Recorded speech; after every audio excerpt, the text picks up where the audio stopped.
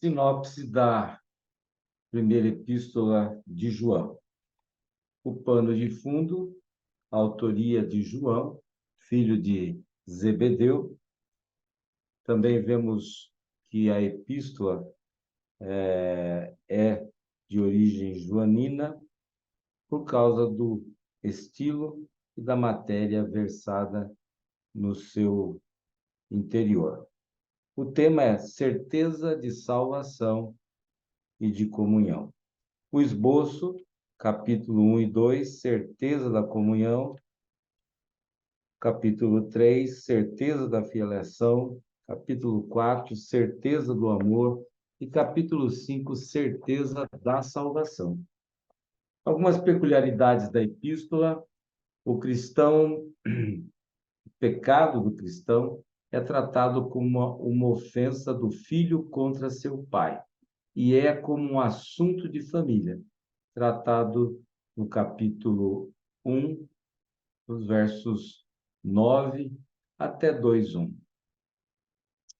A epístola não tem dedicatória nem assinatura.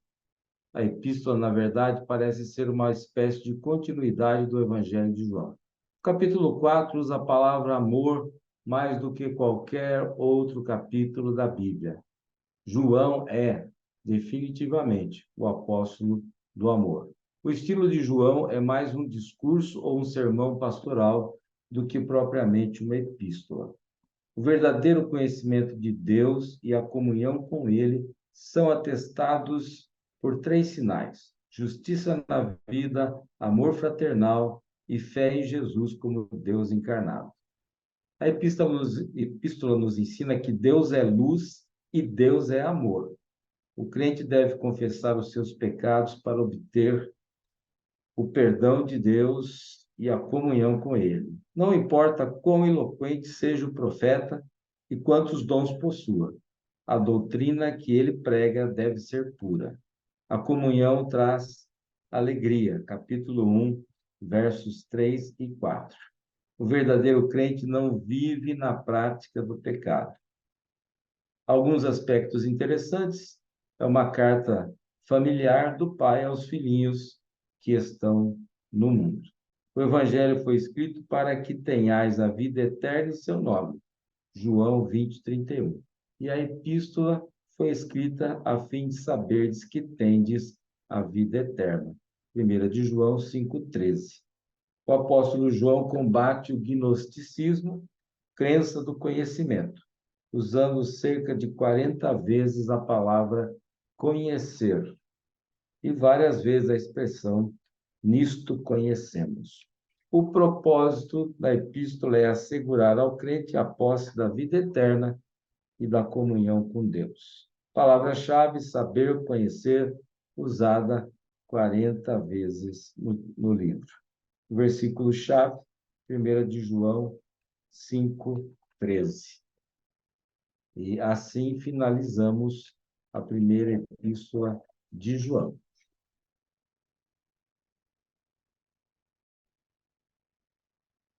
Sinopse da segunda epístola de João. O pano de fundo, autoria, João, filho de Zebedeu. Aqui João se identifica como presbítero, ancião, no versículo 1. A procedência, provavelmente de Éfeso, cenário, falsos mestres, viajando de igreja em igreja, estavam a negar que o Filho de Deus tinha encarnado. Então, João adverte contra tal ensino. Ordena que os crentes sejam não hospitaleiros com este tipo de gente que ensina falsas doutrinas. Encoraja-os a seguir a verdade e obedecer o mandamento do amor. A data da epístola é 90 depois de Cristo. Destinatário: a senhora eleita e seus filhos. Mulher crente, provavelmente viúva. João conhecia seus filhos, que andavam na verdade. Era também uma mulher hospitaleira, dada a receber os missionários e pastores itinerantes em sua casa. O tema da epístola é a obediência à verdade e a separação dos seus inimigos. Esboço. Ponto 1, caminhada na verdade, de 1 a 4. Ponto 2, cumprindo o mandamento do amor, de 5 a 6. Cautela contra os falsos mestres, de 7 a 11. E, em quarto lugar, a comunhão futura planejada, versículos 12 e 13. Algumas peculiaridades. É o único livro da Bíblia endereçado a uma mulher. É o livro da Bíblia com o menor número de versículos. Ensinamentos notáveis. Não devemos hospedar a qualquer um, mesmo quando for crente. Verdade e amor são inseparáveis. Examine sua experiência pela palavra de Deus, nunca a palavra de Deus pela sua experiência. O que vale não é a sua experiência, mas o que diz a palavra de Deus. Devemos andar na verdade e não somente admirá-la.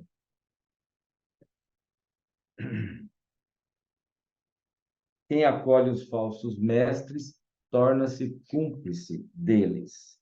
Aspectos interessantes, né? Teus filhos, em 2 João 4, pode significar filhos naturais, no caso da senhora eleita ser uma mulher, ou podem ser os membros da igreja, se a senhora eleita for uma igreja. Tá? O propósito, advertir sobre a comunhão indiscriminada com pessoas duvidosas. Palavra-chave é verdade, é mencionada 5 vezes, e amor mencionado 4 vezes. Versículos chaves, versos 10 e 11. Personagens principais, João, o presbítero, a senhora eleita e seus filhos. E finalizamos assim a radiografia da epístola, segunda epístola de João. Sinopse a terceira epístola de João. Tá? Pano de fundo, João, o discípulo, proveniência de Éfeso, cenário, havia uma confusão na igreja destinatária quanto à recepção de certos evangelistas. Gaio os recebia, enquanto Diótrefes se negava a fazê-lo. Diótrefes não reconhecia a autoridade de João. João usa a carta para elogiar e motivar Gaio pela sua hospitalidade e caráter cristão, e confirma a esperança que tinha de fazer uma visita brevemente àquela igreja e colocar todas as coisas em ordem. João já havia escrito à igreja, como é dito no versículo 9, mas é provável que Diótrefes tenha se oposto contra a carta joanina, impedindo-a de ser lida na igreja. A data da epístola é 90 depois de Cristo, destinatária Gaio, amigo pessoal de João. O nome Gaio é citado várias vezes no Novo Testamento. Nem todas as pessoas, nem todas as citações se referem à mesma pessoa. O tema da epístola é o procedimento esperado do cristão. O esboço, hospitalidade de Gaio, de 1 a 8. E hospitalidade e autoritarismo de Diótrefes, de 9 a 15. Peculiaridades, a única epístola que narra um líder que usurpou a autoridade e se tornou um ditador. Um outro tema do livro é a hospitalidade do amor cristão. Aspectos interessantes, é possível que Gaio não tivesse boa saúde, pela saudação que havia feita no versículo 2. A igreja primitiva não era um paraíso, tinha problemas iguais ou piores do que a igreja de hoje. Propósito: estimular Gaio a andar na verdade e avisá-lo que providências sejam tomadas contra Diótrefes. Palavra-chave, verdade, mencionada 10 vezes. Frase-chave, que andas na verdade. Versículo-chave, versículo 3. E os personagens principais são 3. Gaio, o amado hospedeiro, Diótrefes, o autoritário, e Demétrio, o crente fiel.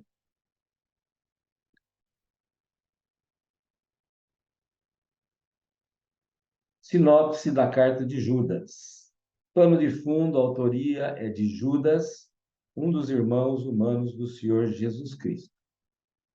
Vemos a lista de irmãos de Jesus em Mateus 13:55 e Marcos 6:3. O cenário: certas pessoas haviam se unido à igreja, não estavam fora, estavam dentro da igreja e haviam penetrado nela dissimuladamente. Estes intrusos começaram a ensinar o erro na igreja. O fermento do mal estava agindo entre os dirigentes. Os falsos mestres eram imorais e pervertiam a verdade.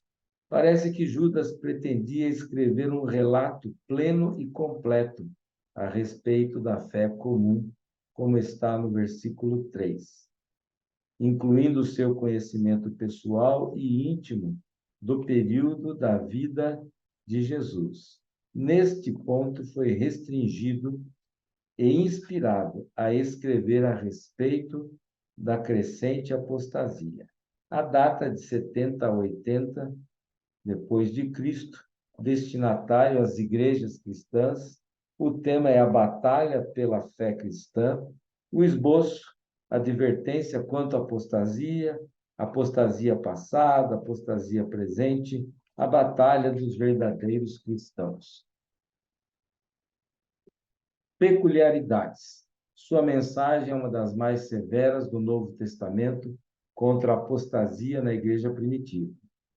A epístola é concluída com uma nobre doxologia, versos 24 e 25. É citada em versículo 14 e 15 uma antiga profecia a respeito da segunda vinda de Cristo, que é atribuída a Enoque, que viveu 3.800 antes de Cristo. Jesus cita um livro, Judas cita um livro apócrifo, Enoque 1:9. Deus irá julgar os falsos mestres, como fez com os homens e os anjos caídos. Os crentes têm a responsabilidade de lutar em defesa da verdadeira fé. A carta de Lucas se parece muito com a segunda epístola de Pedro, nas ideias e na forma. Uma visão de conflito espiritual é dada no verso 9, onde Miguel, o anjo, em conflito com o diabo a respeito do assunto do enterro de Moisés. Judas descreve a apostasia como presente, segundo a carta de Pedro como futuro. Judas ilustra a condenação dos apóstolos, mencionando vários exemplos no passado. Apesar de ser irmão de Jesus, Judas humildemente se denomina servo de Jesus Cristo. O propósito: advertir contra os apóstatas dentro da igreja. Palavra-chave: batalhar. Frase-chave: batalhar diligentemente pela fé. Versículo-chave é o versículo 3. Personagens principais: falsos mestres, o povo que saiu do Egito, o povo de Sodoma e Gomorra, arcanjo Miguel, diabo, Caim, anjos caídos, Enoque, Moisés, Balaão e Coré, que são usados como